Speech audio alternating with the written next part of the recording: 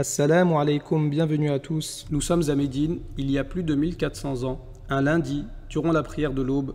Ce sont les derniers moments de la vie du prophète Muhammad sallallahu alayhi wa sallam. Dans l'épisode précédent, nous avions vu le bienfait numéro 5 de la salat, Allah te protégera. Bienfait numéro 6, Allah sera avec toi. Et bienfait numéro 7, Allah parlera de toi. Huitièmement, Allah t'aimera. Si Allah t'aime, ça donne quoi? Si Allah t'aime, les créatures t'aimeront.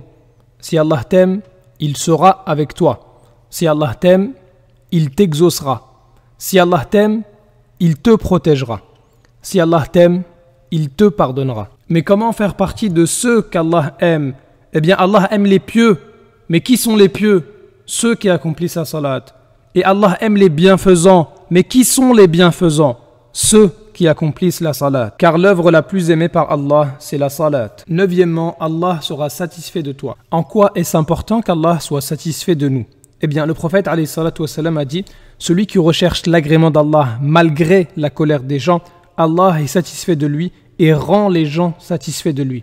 Et celui qui recherche l'agrément des gens malgré la colère d'Allah, Allah est en colère contre lui et rend les gens en colère contre lui. C'est donc Allah qu'il faut chercher à satisfaire avant tout, car c'est lui qui décide de tout. Mais comment faire partie de ceux qu'Allah agrée? Eh bien, Allah Azza wa Jal nous donne l'exemple du prophète Ismaïl alayhi salam. Et il commandait à sa famille la prière et la zakat, et il était agréé auprès de son Seigneur. La salat fait donc partie des œuvres importantes pour être agréé par Allah Azza wa Jal. Et Allah dit à propos des croyants et des croyantes qui entreront au paradis dans l'au-delà: les croyants et les croyantes sont alliés les uns des autres, ils commandent le convenable, interdisent le blâmable, accomplissent la salat, acquittent la zakat et obéissent à Allah et à son messager.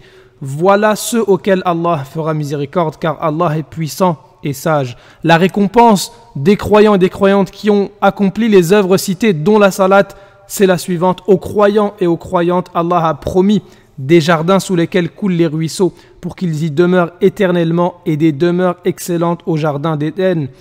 Et la satisfaction d'Allah est plus grande encore, et c'est là l'énorme succès. Et le prophète alayhi salatu wassalam nous dit: lorsque les gens du paradis seront rentrés dans le paradis, Allah leur dira: est-ce que vous voulez que je vous rajoute quelque chose? Ils vont dire: Seigneur, qu'y a-t-il au-dessus de ce que tu nous as donné? Allah leur dira: mon agrément est plus grand. Dixièmement, Allah te permettra de le voir. Pour faire partie des gagnants, la balance de tes bonnes actions doit être lourde. Pour faire partie des gagnants, la première bonne action, c'est la prière. Et si tu es gagnant, tu iras au paradis. Lilladhina ahsanul husna wa ziyada. Pour ceux qui ont agi en bienfaisant, il y a la belle récompense et plus. Mais quel est ce plus? Que peut-on gagner de plus que le paradis? Eh bien, le prophète alayhi salatu wassalam nous dit: lorsque les gens du paradis vont rentrer dans le paradis, Allah leur dira: voulez-vous que je vous rajoute quelque chose? Ils diront: n'as-tu pas blanchi nos visages? Ne nous as-tu pas fait rentrer dans le paradis et tu nous as sauvés du feu?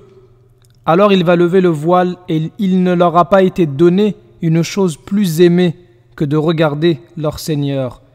En effet, quelle joie plus grande que de voir celui qui a tout créé, celui qui connaît tout, qui est capable de tout et qui est le plus miséricordieux des miséricordieux. Alors, si tu veux faire partie des gens qui auront l'honneur de contempler celui qui les a créés, sois parmi les bienfaisants qui accomplissent la prière en son temps, pendant qu'il est encore temps. يسبح لله ما في السماوات وما في الأرض الملك القدوس العزيز الحكيم هو الذي بعث في الأميين رسولا منهم يتلو عليهم آياته ويزكيهم ويعلمهم الكتاب والحكمة وإن كانوا من قبل لفي ضلال مبين وآخرين منهم لما يلحقوا بهم وهو العزيز الحكيم ذلك فضل الله يؤتيه من يشاء والله ذو الفضل العظيم.